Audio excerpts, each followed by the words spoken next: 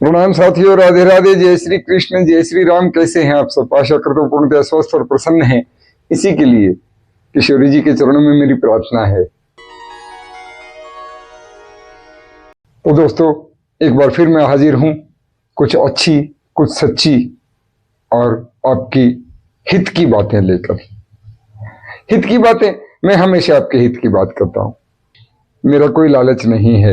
आप सब जानते हैं, जिन लोगों ने अभी तक चैनल सब्सक्राइब नहीं किया है, कृपया करके सब्सक्राइब कर लें, शेयर करें, लाइक करें और आपका प्रेम, आपका आशीर्वाद सदैव यूं ही मुझ पर बनाए रखें। यदि आपको जन्म कुंडली ज्योतिष से संबंधित कोई क्यूरीज हैं तो आप नीचे दिए मेल आईडी से मुझसे संपर्क कर सकते हैं, जवाब सबको दिया जाएगा। तो दोस्तों, आज हम बात करते हैं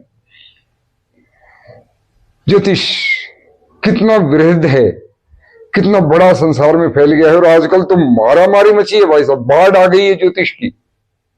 बाजार में देखिए ना, इतनी दुकानें आपको करियाने की या जरूरी सामान की नहीं मिलेगी जितनी ज्योतिष की मिल जाएंगी आपको ऑनलाइन। क्या जमाना आ गया है, हर व्यक्ति ज्योतिष के पीछे पड़ा है। मेरे एस्ट्रोलॉजर ने ये बताया है, मैं तो वो करूंगा। मेरे एस्ट्रोलॉजर ने ये बताया, मैं वो करूंगा। मैं उससे पूछूंगा, मैं उससे पूछूंगा।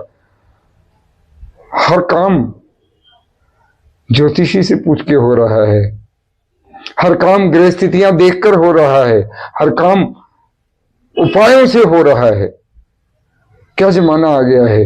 जबकि मैं कहता हूं इतना भी नहीं उलझना चाहिए। सदैव कहता हूं भैया, अपना टाइम, मनी एंड एफर्ट्स, समय, धन और मेहनत बर्बाद ना करें। समय का सदुपयोग कर लें। ये समय आपको मिला है, सीमित समय है जीवन का। आप स्वयं साक्षी हैं इन बातों के, मुझे कहना नहीं पड़ेगा कि पीछे एक वीडियो में मैंने श्री राम जी के विषय में बताया था। गोस्वामी तुलसीदास जी ने जो लिखा है, जानकी नाथ सहाय करें तब कौन बिगाड़ करे नर तेरो, है ना। सूरज मंगल सोम भृगुसुत, बुध और गुरु वरदायक तेरो, राहु केतु की नाही गम्यता, संग सनीचर होए सुचेरो। कितनी अच्छी बात उन्होंने कही। और यहां जो भगवान श्री कृष्ण को प्यार करने वाले हैं, कृष्ण को जानने वाले हैं, कृष्ण को चाहने वाले हैं, उनकी बात आप देखिए ना। भगवान बार बार कहते हैं, आपको सूचना देते हैं कि फालतू के पखंडों में मत घुसो मेरे भाई। हाँ, ये होता है, सुधार किया जा सकता है, मानता हूं, क्योंकि मैं इसी लाइन का, इसी चीज का, इसी विज्ञान का शोधार्थी हूं। लेकिन भगवान स्वयं आपको उदाहरण देके कह रहे हैं। बाल कृष्ण भगवान ने लीला करते हुए गोकुल में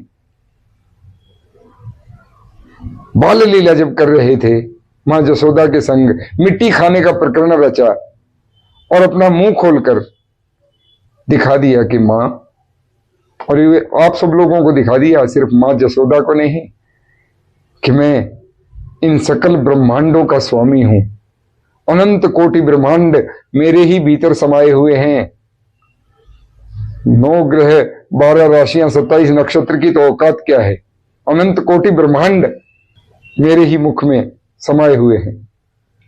और इस ब्रह्मांड की, हमारे यूनिवर्स की, हमारे कॉस्मोस की, हमारी गैलेक्सी की सारी शक्तियां मेरे ही नित्य चरण चापन करती हैं।